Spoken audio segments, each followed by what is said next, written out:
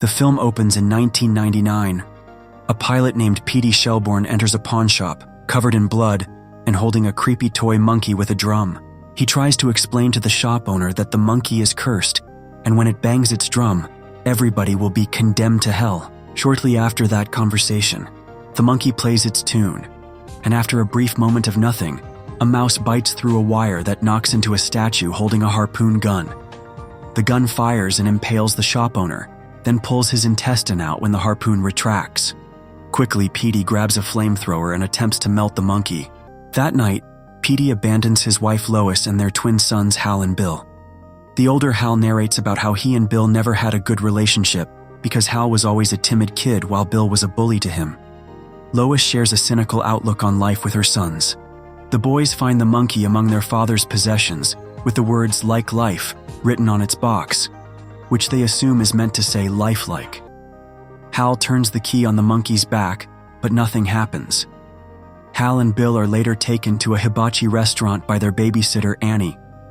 Hal leaves the monkey in the car, and while the three are in the restaurant, the monkey starts to play its drum tune.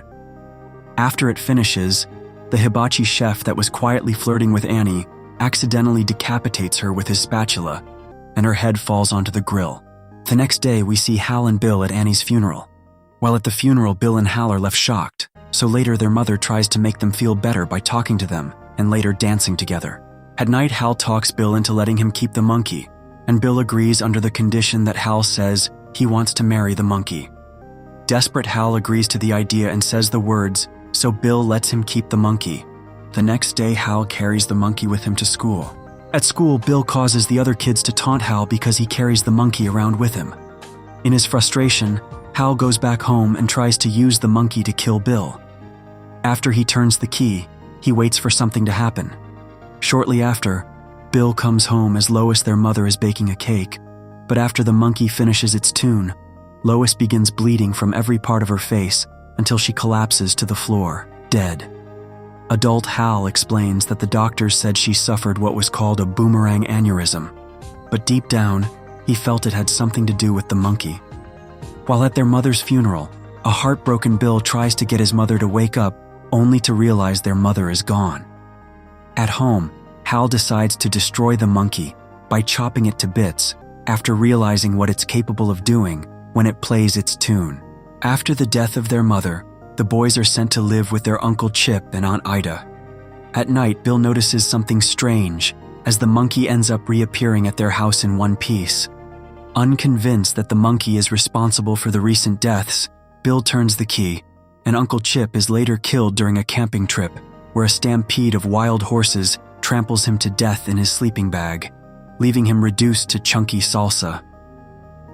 After that incident, the boys then put the monkey back in its box and throw it down a well, hoping it will never hurt anybody again. 25 years later, Hal lives alone. He has a son, Petey, whom he only sees once a year due to his fear that Petey will end up hurt or worse. When Hal goes to pick up Petey for their week together, he learns from his ex-wife and her new husband, leading expert Ted Hammerman, that Ted is legally adopting Petey, and they feel it would be better for Hal to no longer be involved in his life. In Casco, Maine, Aunt Ida now lives alone. While asleep, she hears the monkey's tune, unaware what it means. She goes into her basement and falls through the stairs, getting a bunch of fish hooks stuck in her face.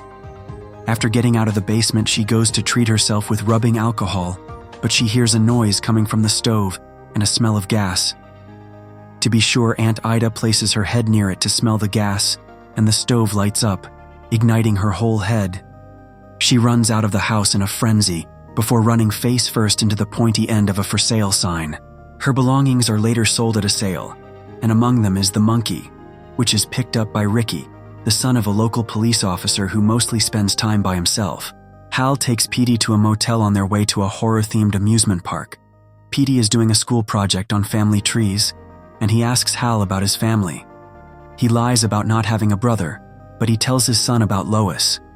Later at night, Hal gets a phone call from Bill, whom he had not seen or spoken to in years. Bill informs Hal that the monkey has returned, and that Hal needs to go to Ida's house to settle her estate.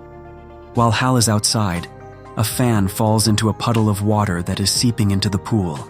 A woman is about to swim, but before Hal can warn her that the water is electrified, she jumps in and explodes from the electrocution, confirming to Hal that the monkey has indeed been reactivated. He orders Petey to wake up so they can move. Hal and Petey go to Ida's home, where Petey is annoyed to learn from the perky real estate agent Barbara that Hal has a brother. When they go into the house, Barbara explains that there have been a series of horrific accidents in the town recently after Ida's death. Barbara opens a closet door, and a shotgun falls out and blasts Barbara to pieces, with Hal getting a fingertip in his mouth. While Hal and Petey are back at the motel, it is revealed that Bill has been activating the monkey as he hired Ricky to get it for him. He has been using it in the hopes of having the monkey kill Hal, since he knows that Hal activating the monkey caused their mother's death. In his attempts to kill Hal, he has been causing the deaths of innocent people. He resolves to have Ricky kidnap Hal and Petey to try and get Petey to turn the key and kill his father. Meanwhile, the monkey also causes the death of Hal's co-worker Dwayne, who chokes on his vape pen. While at the motel, Ricky abducts the two and brings them to Bill's place. Petey goes inside to meet Bill getting through a series of booby traps, while Ricky keeps Hal in the car at gunpoint. In the car, Ricky accidentally fires his gun while scratching his head, accidentally hitting a wasp's nest.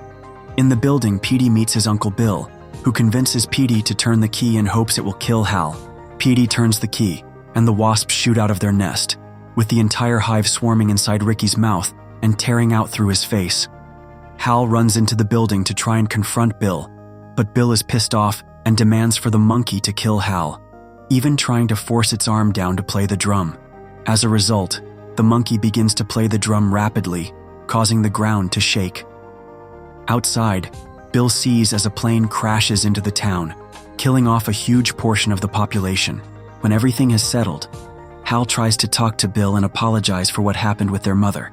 After a moment, Bill finally decides to reconcile with Hal and try to be a real family. And then the monkey's arm hits the drum again, triggering one last booby trap that shoots a bowling ball towards Bill's head, crushing it. After that incident, Hal and Petey leave in silence. The two drive through town with the monkey in the back seat as they see the aftermath of the wreckage, with many bodies sprawled across town. As they stop at a red light, a pale man riding a white horse, implied to be the embodiment of death, goes past Hal's car, leaving both of them in shock. After the man is gone, Hal then invites Petey to go dancing, since Lois used to love doing that. Petey accepts, and they drive off.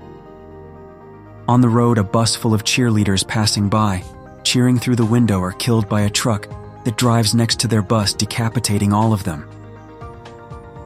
That's it, fellas. That's the end of the movie. Thanks for watching. Be sure to subscribe, like, share, and leave a comment.